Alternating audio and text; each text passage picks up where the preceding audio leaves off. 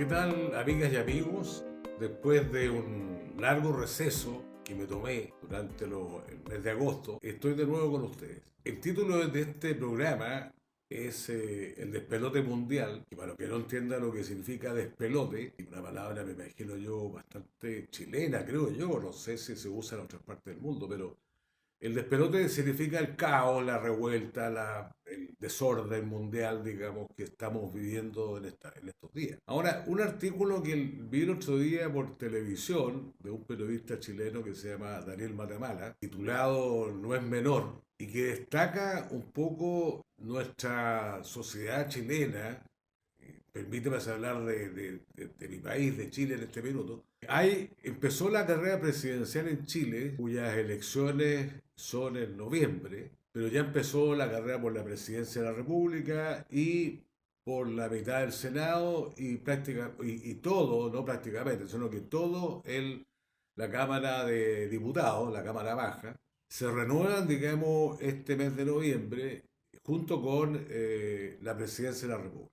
Lo que decía Daniel Matamala en este artículo, digamos, que no es menor que Chile tenga un debate, digamos, civilizado en torno a las figuras que ya están inscritas, digamos, ya son, digamos, los candidatos presidenciales.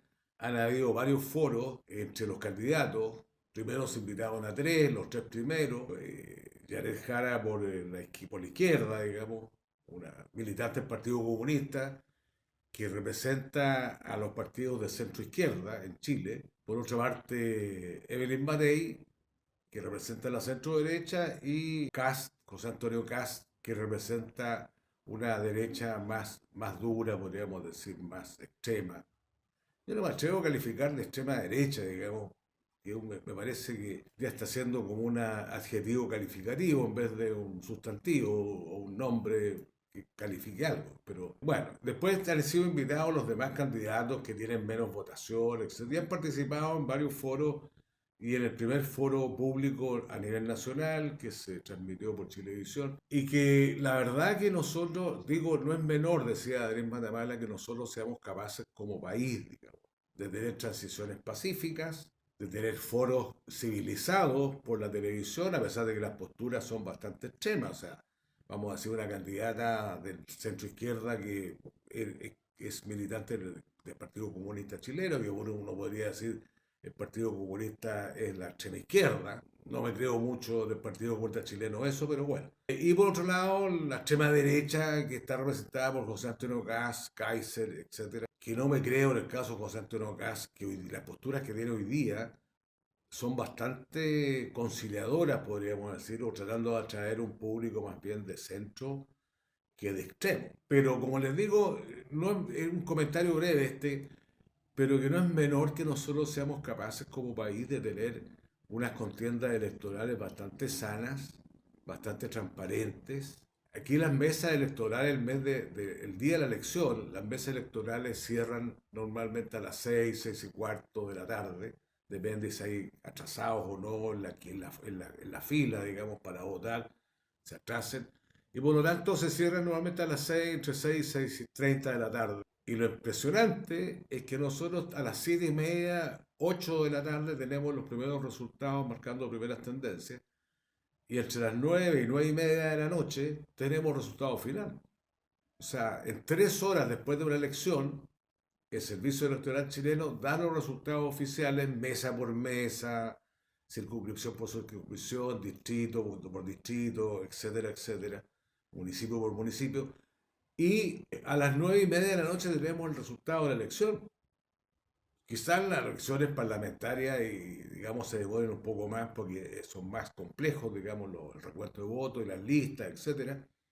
Pero más o menos ya tenemos a las 9:30 de la noche, tenemos una tendencia bien marcada para dónde va la micro, y para dónde va, digamos, para dónde va el camino, podríamos decir. Y digo esto en antesala al comentario, digamos, del despelote que hay hoy día en el mundo, partiendo por la muerte de este activista político norteamericano de Estados Unidos, Charlie Kirk. Charlie Kirk era, según me he enterado, he leído, digamos, era un personaje conservador cristiano, uno podría decir ultraconservador, bueno, como ustedes quieran, pero era un personaje, digamos, conservador, cristiano, no católico, cristiano, que hacía campaña muy en la onda de Donald Trump, era muy amigo de Donald Trump, como ustedes saben, y hacía campaña por todo lo que significa el anti-wokismo, el movimiento este woke, que yo otras veces le he hablado,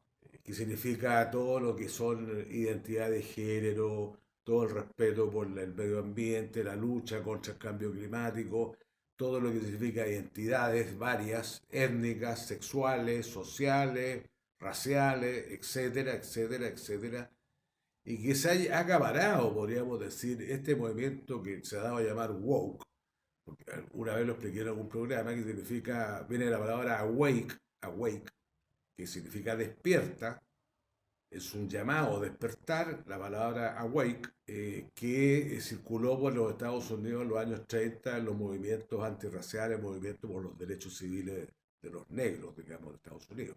Y de ahí el movimiento pasó y tomó, se hizo carne, digamos, en los 60 en las universidades norteamericanas, especialmente en las universidades de California, en Berkeley, en la UCLA, etcétera, y que encarna todo lo que podríamos llamar la nueva izquierda, o una izquierda menos ligada con compromiso social, de clase, etcétera, y se empieza a ligar mucho más a los movimientos minoritarios, podríamos decir, los movimientos de nicho, como pueden ser el movimiento LGTBI, el Greenpeace, movimientos de reconocimiento a los pueblos indígenas, a las minorías étnicas, como les decía antes, étnicas, raciales, sexuales, económicas, de cualquier tipo, y que eso va a reemplazar un poco en la izquierda mundial, va a reemplazar un poco los ideales de la izquierda tradicional. Por eso cuando las personas dicen que bueno, el mismo Trump dice que los demócratas de Estados Unidos son de extrema izquierda, yo no entiendo de dónde sacaron esa estupidez. Igual que decir que los movimientos socialdemócratas europeos son de izquierda, no veo, o sea, salvo que hayan, pero no me diga usted que los primeros ministros alemanes, Scholz y el actual primer ministro alemán, Merz, son de izquierda, o sea, tiene algo de izquierda. Bueno, el primer ministro alemán de partida es un conservador de derecha, el actual, pero Scholz era un socialdemócrata, apoyado por los partidos, por el Partido Verde especialmente, que era el partido más belicista que hay en Alemania. Entonces no creo que se pueda decir, bueno, estos son partidos de izquierda. No veo ninguna relación entre la izquierda europea y la izquierda latinoamericana tradicional, no hay ninguna relación. Bueno, dentro del despelote mundial, aparte de este despelote, digamos, ideológico, que yo siempre he tratado de reivindicar, es decir, digamos que ya la izquierda a nivel internacional, lo que se llamaba antes izquierda, ya es un mito, no existe la izquierda. Estaba leyendo un artículo de un columnista ayer en el Mercurio, que un señor, digamos, columnista de derecha, se llama Daniel Mansui, que decía que la izquierda no existe. Y tiene toda la razón.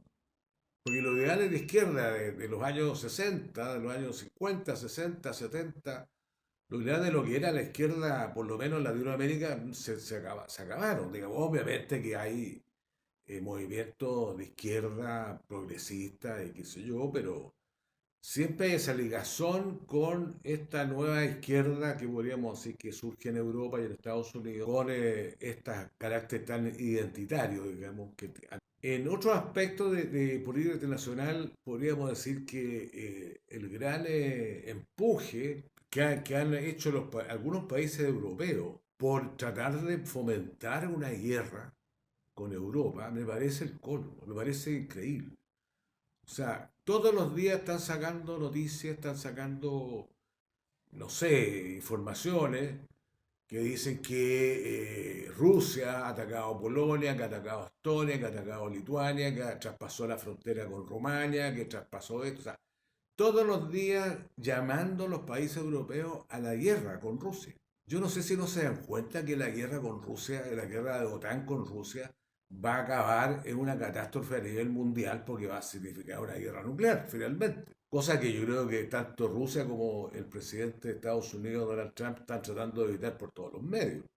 Pero los europeos están remando al revés y están llamando, digamos, a combatir a Rusia. Y todos los días sacan el fantasma, digamos, de que Rusia nos va a invadir. A ver, el ejército ruso ha invadido 20% de Ucrania, la quinta parte. Ya han estado 3 meses luchando contra los ucranianos, un ejército absolutamente entregado y valiente, etcétera, y que han perdido por ambas partes cientos de miles de soldados. Ahora, si en 3 años, ustedes díganme ustedes, que si en 3 años Rusia, con un esfuerzo bélico súper importante, con una maquinaria de guerra que está a tope, han logrado conquistar la quinta parte de Ucrania, ¿con qué elementos la gente, los europeos, van a decir ahora que van a invadir Europa? O Polonia, o Lituania, o Estonia, o van a invadir Finlandia, porque todos los países que rodean a Rusia son países que son miembros de la OTAN. No todos, pero una gran parte. O quieren ser como Ucrania, quiere ser miembro de la OTAN para estar al lado de Rusia y mandarle... Yo le he explicado en otro video, digamos, que esta es una guerra que empieza el año 2014,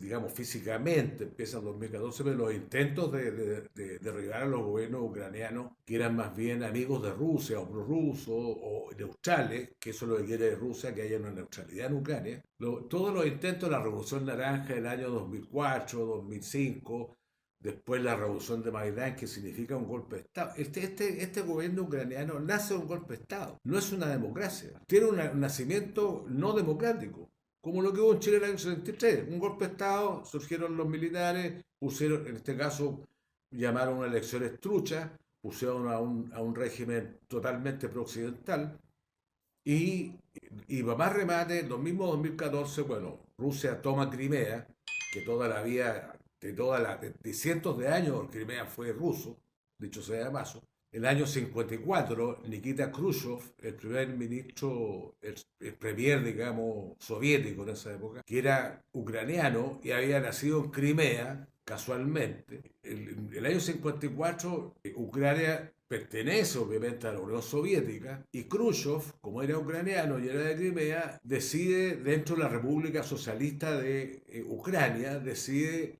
darle, digamos, la autoridad política, digamos, a Ucrania para que maneje Crimea. Después, el año 2014, empieza la guerra civil en Ucrania, porque toda la parte, digamos, del este ucraniano, del sureste ucraniano, está poblada por gente de etnia de rusa, habla ruso, o se sienten rusos, son cristianos ortodoxos de la iglesia rusa, etcétera, etcétera, y se arma una guerra civil en el Donbass, donde ahí aparece la famosa milicia esta Azov, que son nazis o pronazis, que reivindican, digamos, la figura de Stefan Bandera, que Bandera era un ucraniano que formó un movimiento nacionalista ucraniano en los años 30 y 40, se alía a los alemanes, Bandera, participa en matanzas de judíos en Ucrania, famosa, lucha junto al ejército alemán, al ejército nazi, después los nazis se aburren de él, lo mandan al exilio, después lo traen de vuelta, qué sé yo, pero en todo caso Bandera siempre estuvo ligado a movimientos neonazis. Y eso es este ejército Azov, esta especie de comando, es parte del ejército ucraniano hoy día, este grupo, reivindica la figura de Stefan Bandera y reivindica todo lo que es el movimiento nacionalista pro-nazi, que eran en esos años, los años 30 y 40, se acerca, como les digo, como formaron parte del ejército nazi, desde el punto de vista intelectual y desde el punto de vista factual. Lucharon con los nazis y, como les digo, fueron parte del exterminio de miles de judíos en Ucrania. Entonces, claro, bueno, esa es parte del despelote mundial. Parte del despelote mundial también lo es que el señor Netanyahu siga cometiendo el genocidio que está cometiendo en Gaza, siga con este proyecto tan... yo no sé si... no explico cómo los judíos no aprendieron nada en la Segunda Guerra Mundial. Si están comportando igual que los nazis. O sea, están matando gente indiscriminadamente. El 50% de la población de Gaza está constituida por jóvenes menores de 18 años. el 50%, hombres y mujeres, obviamente, menores de 18 años, ya han matado una cantidad de niños impresionante. Ahora, si alguien no se conmueve por eso, quiere decir que como humanidad estamos perdidos. Yo creo que nos perdimos el rumbo para siempre. Si alguien nos asombra y no sale a la calle a protestar y no dice o no manifiesta su oposición, digamos, a esta masacre, a esta carnicería que está ocurriendo en Gaza, no sé de qué humanidad estamos hablando. Esto va a ser una vergüenza que nos va a perseguir durante décadas a esta generación, digamos, a esta generación de seres humanos. ¿Cómo nosotros no hicimos nada para detener esta carnicería, esta masacre, esta matanza de civiles indiscriminada, con la justificación que en tal o cual edificio habían jamás habían miembros de Hamas o dirigentes, siempre son los dirigentes máximos de Hamas que parecen Dios, están en todas partes, digamos, están en todas partes, están en Qatar, bombardean Qatar, están en Siria, bombardean Damasco, están en Irán, bombardean Irán, están en el Líbano, bombardean el Líbano. O sea, estos israelíes, este gobierno israelí realmente tiene un afán imperialista, tiene un afán de conquista, quieren suprimir a todos los árabes de la zona, a todos los palestinos por lo menos sí, sacarlos de Gaza y sacarlos obviamente de Cisjordania. Estaba leyendo el otro día cuántos colonos judíos hay en Cisjordania que pertenece al Estado palestino, Cisjordania, porque hay países que reconocen el Estado palestino, entre ellos Chile, hace muchas décadas reconoce el Estado palestino y muchos otros países de América Latina y del mundo reconocen el Estado palestino. Ahora lo van a empezar a reconocer algunos países europeos y países más occidentales. Canadá, del G7, ya va a reconocer el Estado palestino. Inglaterra, Francia. El único que se resiste es Alemania, porque Alemania tiene el pecado original, digamos, de que los alemanes tienen el pecado de la Segunda Guerra Mundial, del Holocausto, y por lo tanto, digamos, hay una cláusula de la Constitución alemana que van a defender a los israelitas a toda costa. Pero esta defensa a toda costa tiene un límite. Se están masacrando a un pueblo, están cometiendo un genocidio. No sé cómo pueden seguir defendiendo a estos criminales de guerra. O sea, no entiendo. Y como les digo, despelote por acá, despelote por allá. Ahora el despelote que hay con Venezuela, que Trump, no sé si quiere invadir Venezuela o no, no creo, pues sería la estupidez más grande del mundo si se le ocurriera porque Venezuela no es los países que ocuparon y tanto que hablan, digamos, de que hay que respetar la soberanía de los países. ¿Cuántos países no ha invadido Estados Unidos? ¿En cuántos países no ha intervenido contra toda la legalidad internacional, contra todas las leyes internacionales? ¿Cuántos países no ha intervenido Estados Unidos? Invadieron Panamá, buscando digamos, al que supuestamente era. Y la misma excusa que están armando con Venezuela, lo hicieron con Panamá, con este general, que no me acuerdo el nombre, que gobernaba Panamá, que había sido muy aliado, había sido agente de la CIA, según se dice, este general panameño, que está todavía preso, si no me equivoco, en cárceles norteamericanas, invadieron Panamá para supuestamente combatir la droga, el tráfico de droga que pasaba por Panamá, derribaron a este presidente panameño, invadieron este país y después se fueron y dejaron ahí una instalación militar, etcétera, etcétera. Invadieron Granada, una islita que está en Centroamérica, porque no le gustaba, porque en esa época el presidente de Granada era un tipo de centroizquierda o de izquierda que a los Estados Unidos no le gustaba y por lo tanto invadió una minúscula islita, digamos, de Centroamérica, porque el presidente de la República no era de su agrado. No, digamos, invadieron Irak después de haberlo apoyado a los iraquíes en su guerra contra Irán en los años 80, después que les habían dado todo el dinero, todo el respaldo económico para combatir a los iraníes, porque era el eje del mal, y porque en los años 80 recién estaba la revolución iraní comenzando. Financiaron con creces, digamos, al gobierno de Saddam Hussein para combatir a los iraníes. Después se dieron vuelta a la chaqueta y obviamente que acusaron a Saddam Hussein de arma de destrucción masiva, cosa que fue una mentira del porte de una catedral, porque jamás se descubrió que el régimen de Saddam Hussein tuviera armas masivas. Después, inmediatamente en Afganistán, en el año 2000, los 2000, Afganistán, porque ahí está Al-Qaeda, está el terrorismo, etcétera, etcétera, los talibanes. Después de 20 años de guerra contra los talibanes, salieron con la cola entre las penas en el año 2023, dejando el espanto. Ahora Trump lo que dice es que quiere recuperar una base aérea que dejaron botada los soldados, los valientes soldados que en todas las películas son héroes los soldados de Estados Unidos, son héroes. Aquí salieron con la cola entre las piernas, subiendo a los aviones apuraditos porque si no los mataban. Los valientes soldados que ganan todas las guerras. Esta la perdieron, igual que la de Vietnam, etc. Yo no sé cómo nos meten en la cabeza tantas estupideces a nosotros, los occidentales, los que somos países tercermundistas, podríamos decir, que nos creemos que Estados Unidos ha ganado todas las guerras. Mentira. Estados Unidos, en primer lugar, no podría haber ganado la Segunda Guerra Mundial sin la ayuda de los soviéticos. Los soviéticos ganaron la Segunda Guerra Mundial con la ayuda de algunos países occidentales, entre ellos Estados Unidos. Digamos las cosas como son. O sea, no lo ganaron, no lo ganaron los norteamericanos la Segunda Guerra Mundial, a pesar de que tenemos 50.000 películas de Pearl Harbor, de la invasión a Normandía, de la batalla de Normandía, que entraron en Europa, tan valientes.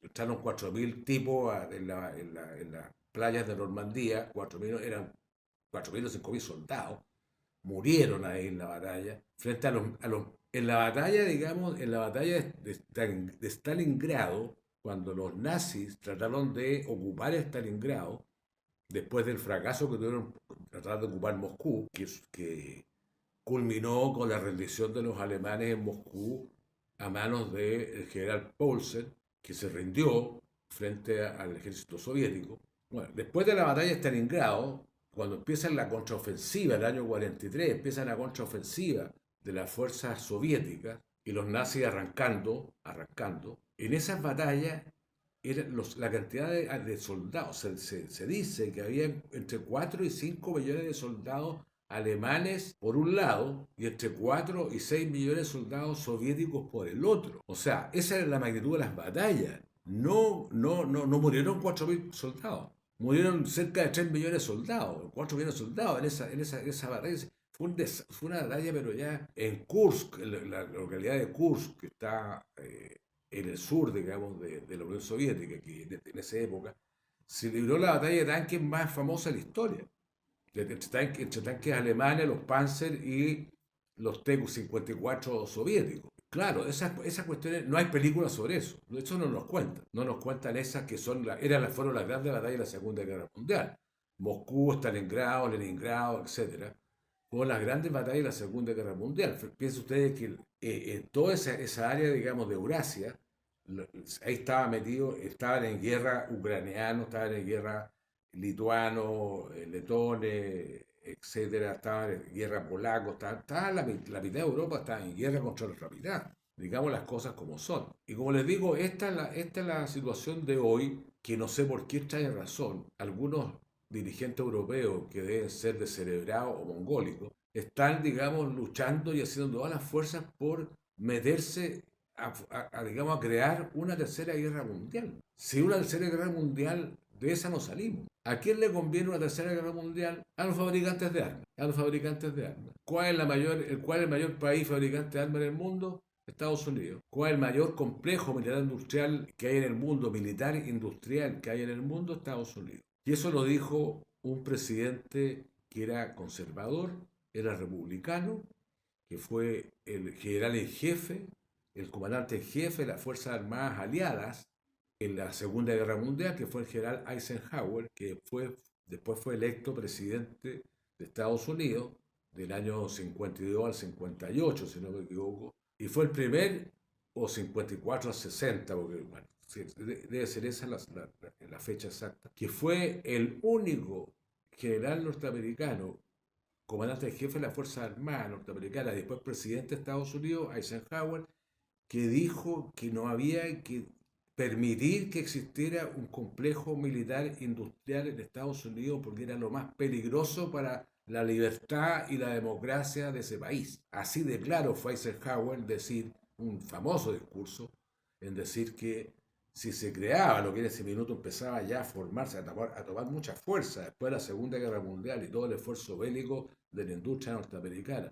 empezaba a tomar mucha fuerza ese complejo militar industrial, Eisenhower advirtió que si esa cosa pasaba y se desarrollaba ese complejo militar industrial, el peligro para la democracia, para la libertad, para la estabilidad mundial iba a constituir ese complejo militar industrial que hoy día está produciendo al 100% armas para Ucrania. Por eso que están buscando conflictos en todo el mundo.